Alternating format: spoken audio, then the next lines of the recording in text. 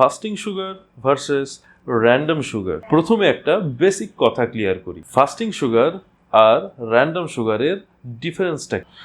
ধরে নিন আপনি র্যান্ডম ব্লাড সুগার টেস্ট করলেন, রিপোর্ট এলো 140, আপনি ভাবলেন সব সেফ। কিন্তু প্রবলেম হলো র্যান্ডম সুগার আপনার শুধু সেই মুমেন্টের সুগার লেভেল দেখায়, এটা আপনার নর্মাল ডেইলি প্যাটার্ন বলে না। 8 থেকে 10 ঘন্টা খাবার না খেয়ে যে সুগার টেস্ট হয় সেটা আপনার বেসলাইন লেভেল দেখায়। তাই ফাস্টিং সুগার ইম্পর্টেন্ট।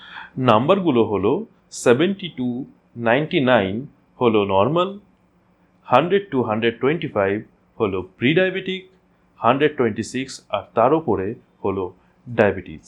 কিন্তু এখানেও একটা আরো ইম্পর্টেন্ট টেস্ট আছে, যেটা হলো HbA1c। এটা একটা টেস্ট যেটা লাস্ট 3 মাসের অ্যাভারেজ ব্লাড সুগার লেভেল বলে দেয়। ফাস্টিং লাগে না, একটা সিম্পল ব্লাড টেস্ট। আর এই একটা নাম্বারে লাস্ট 90 ডেজের সুগার হিস্ট্রি ধরা পড়ে। কিন্তু প্রি ডায়াবেটিসে প্রায় কোনো সিমটমস থাকে না, আপনি নর্মাল ফিল করবেন, কিন্তু বডির ভেতরে সাইলেন্ট ড্যামেজ চলতে থাকে।